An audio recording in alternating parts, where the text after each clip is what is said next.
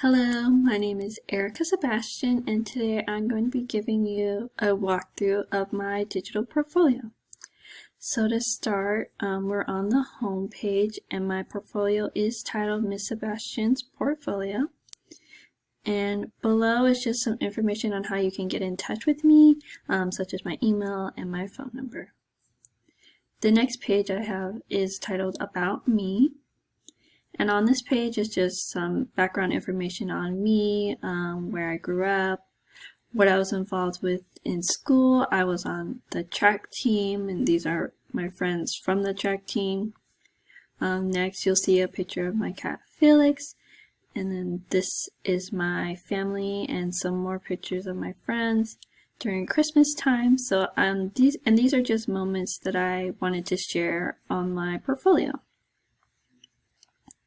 So my subpage under About Me, the next one, is called Teaching Statement.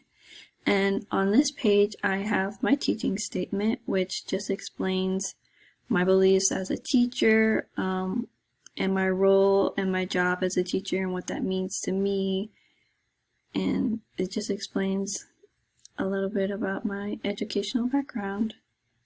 The next subpages are titled Resume and Certificates, and right now they are blank, but I plan on filling them in soon, and once I pass my state certification exam, I will be adding that certificate into this subpage.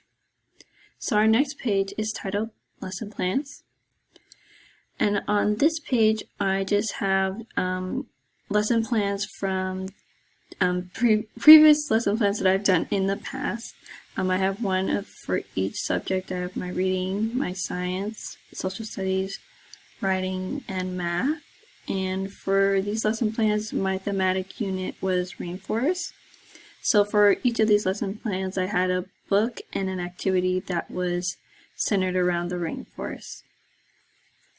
My next page is titled Service Learning.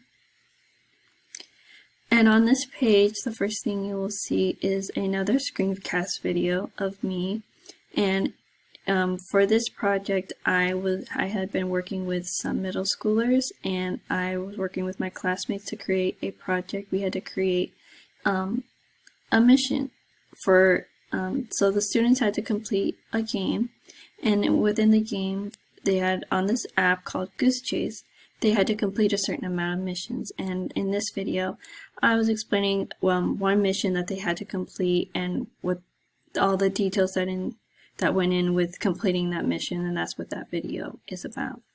And below that is just the reflection of that experience of working with the middle schoolers and working with my classmates on creating all the missions for the game, and that whole experience. I just wrote a reflection about that. And then my next page is titled Technology Assignments. And on this page, the first thing you'll see is the definition of plagiarism and copyright, which I think are very important and that every student and teacher should know. But the next thing you'll see is an infographic that I created for my technology class. And for this assignment, this infographic, this is a good example of an activity that supports the NC Standard 6, the facilitator. In this activity, we were learning how to tell fake news sites from real credible news sites. And on this infographic that I created, I gave 6 different signs on how you can tell that a news site is either fake or is sharing fake news or it's an actual credible source. And while doing this, we were also learning how to create an infographic which displays information in a creative way. The next activity that I want to talk about is this one, and it's my recognition badge. For this one, this activity really lines up well with SC Standard number 3, the Citizen Standard.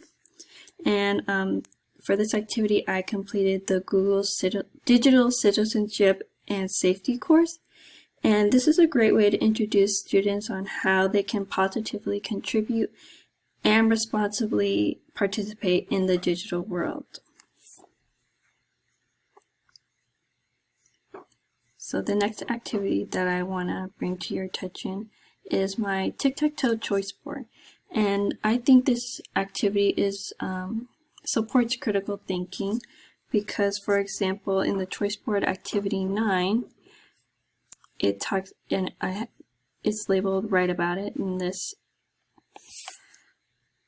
So in this activity, in this activity 9, I had asked the students to explain how division can be used to help solve a multiplication problem. And all these other activities 1 through 9, they're all activities that get the students critically thinking and thinking outside the box. And instead of just giving them like a worksheet to do and just solving multiplication problems, they're doing creative and fun activities online to get them invested and engaged in doing math, which I think is really cool. The next activity that I wanted to talk about is my podcast that I created.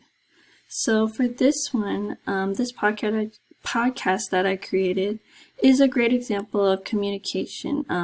A podcast is a creative way to receive and get information, whether your students, it might be better for them to listen to some instructions or listen to information instead of just reading it. So this is just a good way to receive and give information.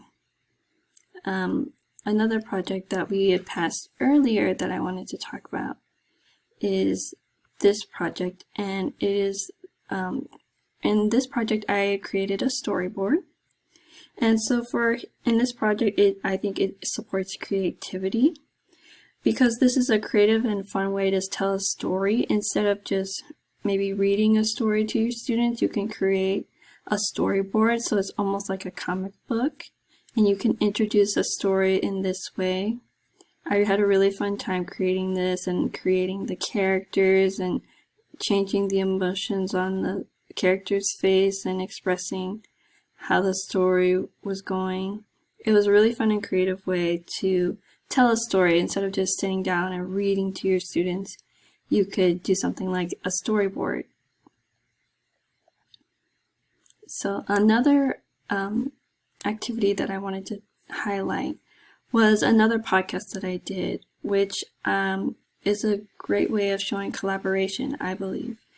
So in this podcast, I had interviewed a secondary education student, and we got to interview each other. She interviewed me, and I interviewed her, and we just got to talk about our thoughts on culturally responsive teaching.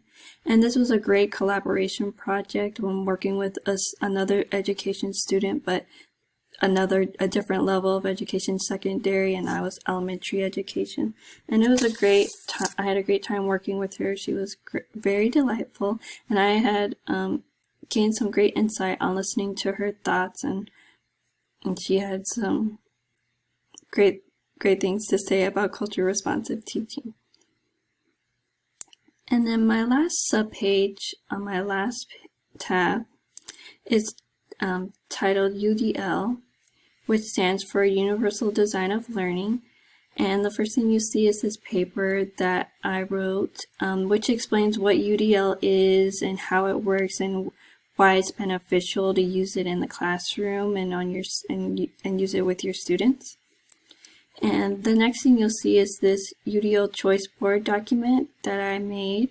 And what I had done for this assignment is I had taken an old lesson plan that I had created, and I had added the UDL guidelines to it and see what changed it and how and what the differences that were made once I had added the UDL guidelines and how it made my lesson more culturally responsive than it was before, which was a great eye-opener, and I enjoyed doing it. I learned a lot doing this assignment. And